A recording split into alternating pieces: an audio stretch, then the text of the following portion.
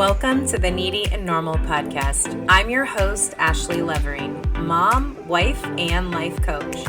After hours of coaching and learning from my own life, one thing is clear: meeting your needs is essential for a better life. Here, we'll talk about your needs and not only learn to accept them, but also tend to them without guilt. Let's get needy. Are you considering a career change? Are you listening to this because you're curious that maybe you might have interest in having a career change? So listen, here are 5 tells. If you're feeling any of these, and especially if you're feeling all of these, you may be ready for a career change or at least a job change. Listen up. The first one is you're bored. Maybe you go to work and it's just boring because you're doing the same thing all the time, or you're just not being challenged enough. Number 2, you're feeling undervalued. Maybe you're working so hard and you're doing all the things. Maybe you have the job of 3 people and no one seems to notice or care. Granted, companies go through changes and shifts all the time, and it may just be what you need to do, but if it's not temporary and it seems to be just burning you out and you're not being valued for the work you're doing, that's another tell that maybe it's time for a change. Number 3, your environment and or probably both the people you work with are not positive for you. Kind of like downer energy and just downright upsetting to be around. You know, if you're getting home from work at the end of the day and you're feeling drained because of where you go to work and who you work with or work for, that's just not right. It shouldn't be like that. At least it doesn't have to be that way. Number 4, you're just simply interested in other things. Maybe the work you've been doing is not just boring you because you're doing the same thing every day. Maybe it's just not what you're interested in and your passion lays elsewhere. And it's hard to scratch that itch in other parts of your life because it's the work that you're passionate about that you're not actually doing. So maybe it's just simply you're not interested in the work you're doing. Number 5, you have a feeling inside of you that just keeps coming up, saying or sensing, this just isn't it. Maybe you feel this urge to level up, or there really is that voice inside saying, this isn't forever. I've actually heard this a lot from clients. I knew this job wouldn't be long-term. I knew it wouldn't be forever. So it's a tell right there that there's something else inside of you that says, we need more. We want more. There's more to do here. There's more that we're capable of. There is a recognition there that maybe you need to tune into. And number 6, you are scared.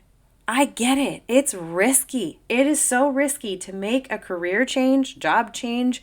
It feels scary when you're locked into a commitment. Maybe you've been in this job for only 6 months and you think, oh my gosh, I can't leave now. It's only been 6 months. And granted, you might need to give it a little more time. But if enough of these things are happening, maybe it's not the time you need to give it.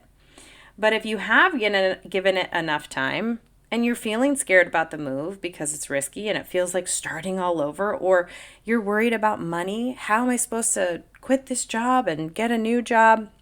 The timing in between, it's just scary. Or maybe you go for a job where you get paid less and you don't want that. Totally fair. That could be a concern. Maybe that's not the actual outcome. Or worse, you're actually just doubting yourself that you're not able to do this, which is why you're still there. You're still stuck in that position. You're having these feelings like something's got to give because not only are you freaked out and the money freaks you out and it feels like starting over, but you just aren't sure you can do it. Ooh, but you can. And here are some ways you can get started. So you don't necessarily have to change your career entirely. It could be that you're ready for a new job or a new environment, new people, right? New management. If you've given it all you can, true effort in the job you're in, and enough time has passed and it's really truly just not sitting well, you're wasting your time and honestly, you're wasting life. Precious moments of life. Not worth it. It's not worth it. We spend about 80% of our lives working. We do. If you have a full-time job, and sometimes, we go over and do even more work in the job we're in, that's over 80% of your life. If it's going to be worth it, let's have a job that you want to get up in the morning and go to. Let's have a job that doesn't feel energy draining. You might be tired at the end of the day because you gave it all, but not because it sucked the life out of you. You might still have energy to go on that run or go meet up with that friend and have good things to say about your day at work. Hey, how was work? It was good today. I did this project that I really wanted to do. So start here. Here is the first thing I tell my clients who come to me and say, I need a career change, but I'm scared. What do I do? Now, I, as a coach, want to get them to tell me the answers, but occasionally it becomes more of the consulting side and the mentoring side. So start here. Develop your vision. Think about what a job that you actually want looks like, feels like. Consider what it actually could look like as a daily routine when you wake up and get there. Are you sitting at a desk in an office? Are you at home in your own office? Is a little bit of both. But be descriptive, right? It can be anything from not only the environment, but who you work with, who you work for. And honestly, maybe you're working for yourself in this case. Maybe you're ready to be your own boss. I know it's a scary thing, but maybe it's for you. Maybe you've got what it takes and you've got a brilliant idea, or you have this wonderful talent in you that you can share and you can do it your own way. So really think about what this can really look like for you, but also think about what you don't want. Often it's easier to look at what is possible for you when you can at least eliminate what you're not interested in, what doesn't feel like you want to put your energy there. Think about the things that you're just not wanting to do. And then write down all your fears, every single one. Sit there and just have a moment to dump it all out. If you want to use a computer, I understand. But otherwise, handwrite all the things that freak you out about making this change, because then once they're all on paper, you can visit with these fears. You can decode them. You can look at them and decide, okay, why am I afraid of that? What about that fear really gets me? What does that really mean? You may be afraid of starting over, and it could have something to do with self-doubt. That is the number one thing I see in my clients, is that they're concerned they can't execute. But you can. And that's something where coaching comes in, because I would help you demonstrate to yourself and remember all of the things you're already capable of, all of the things you've already done, all the things you've already overcome, all the things you've already learned. You have to remember what you're capable of. Being in a job where you're bored or undervalued and you just don't like being there can really deplete you of your self-confidence and really deplete you of your self-trust. This intuition that's built into you doesn't go away because you're in a shitty situation. It is still there. And when you believe in yourself, plus take action, honestly, plus get some support, you can do pretty much anything. And this isn't just like, hey, I'm a mom telling my first grader that you can do anything. It's true. It's actually true. With a belief in yourself, listening to your intuition, taking action, and having a little support, you can do anything. Do you hear me? You can. I know. You're probably already thinking, oh, I know. I don't know. It's just not for me. It's too risky. I get it. But maybe it's not. Maybe it's just time.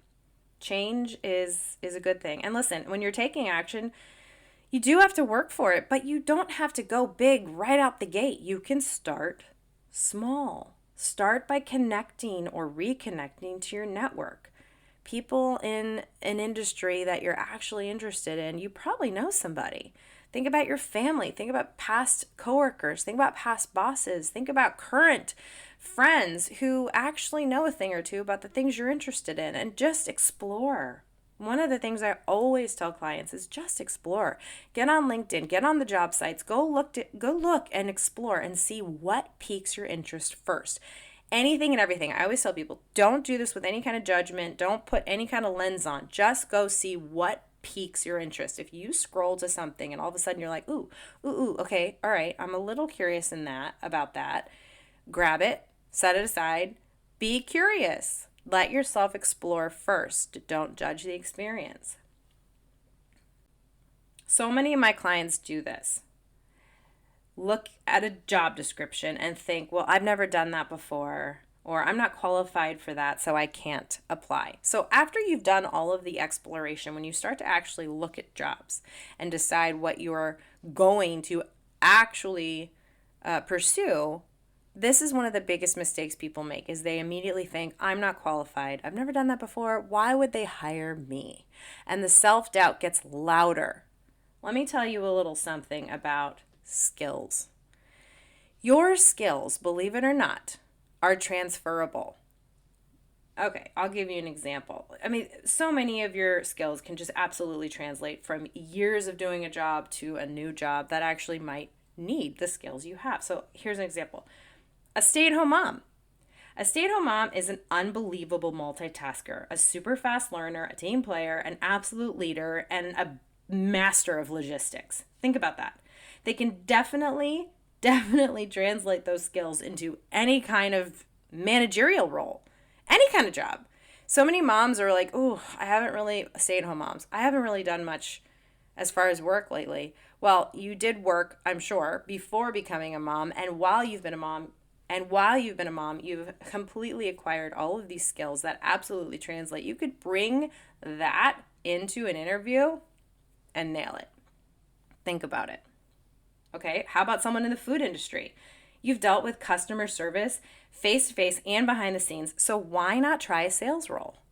You see what I mean? You have sales in you by just doing the customer service thing. Even if you just are waiting on tables, you have had customer experience. Why not try sales? As another example. How about a lawyer, right? Someone who has a law degree, very specific skills, could totally move into having their own business and be that entrepreneur and offer well-trained, well-certified, knowledgeable advice for any number of things, for any business. Now, just remember, to get really real with what matters to you, you have to accept that you need something different. And, are you listening? The only thing stopping you is you. I tell my kids this. Maybe it's not the greatest thing in the world, but if you cause a problem, you can be the solution. In a sense, if you've gone down this road of not the correct job or not the correct career, you've made that mistake for yourself. But I can't even call it a mistake because it's experience, it's learning, it's discovering who you are and what you actually want. You almost have to do things wrong in order to learn what you really, really want and what's really right for you. And that, honestly, that's what mistakes are all about. My son found this quote and wrote it really big for me when I was first starting out my business, and it was just, the letters FAIL. Fail, right? Frequent attempts in learning. And that's what it is, right? When we fail, quote unquote, we're just learning what's not for us anymore. But the only thing stopping you is you. The only thing stopping you is you. Okay, so listen, a way to boost yourself into this career change, or maybe it's just a job change, which it's never just a job change. It's change. Change is scary. It's a lot.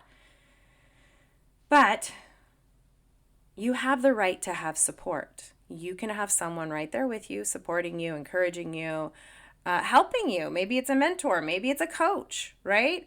This is exactly the kinds of things that a mentor or a coach or someone in the business that you're curious in can help you achieve and get through. You don't have to do it by yourself. I think that's the other scary setback. The reason people don't actually make the career changes is because they're nervous that they have to do it all by themselves, or they feel the pressure that they have to do it all by themselves. And then that makes you freeze and think, well, if I have to do it all by myself, then I'm not going to do it, which again is you doubting yourself and getting in your own way. Did you know that asking for help is not a weakness? Did you know that it's actually a strength, and the most successful people are the ones who've had help and have had a team and have had support? I am telling you what, I think I've talked about this on the podcast before. In fact, I know I have. We all need help sometimes, even when we're achieving something amazing, which you can. You can achieve something amazing. So let's run through this, okay? If you trust yourself and take action and have a little push and support, you can do this. So if you're considering a job change, go back to that list, right? Let's go back to that real fast, okay? If you're bored, feeling undervalued, feeling like your environment or the people you're working with are not positive for you, downright low energy, energy suckers, you're interested in other things, just plain and simple, you have a feeling inside that keeps nagging you like this isn't it. And you're scared. You're scared to make a move because you're doubting yourself. That's actually also a sign that there needs to be a change because you're considering change. Therefore, you're able to get in touch with that negative part of you that's saying, don't do it, it's freaky. If you're feeling any of those things, it could be time. And if you're having a hard time trusting yourself, could be time for a coach. Let me know. This is what I do. Maybe this is exactly what you needed today. And remember, your needs matter because you matter. Take care. Thank you for listening to the Needy and Normal podcast. If you liked what you heard today, share it with a friend. And before you go, please click to rate and review the podcast. It would mean the world to me. And subscribe so you don't miss an episode. If you're interested in coaching, visit ablifecoaching.com or you can email me directly at ashley@ablifecoaching.com. I'd love to talk to you. Initial sessions are complimentary.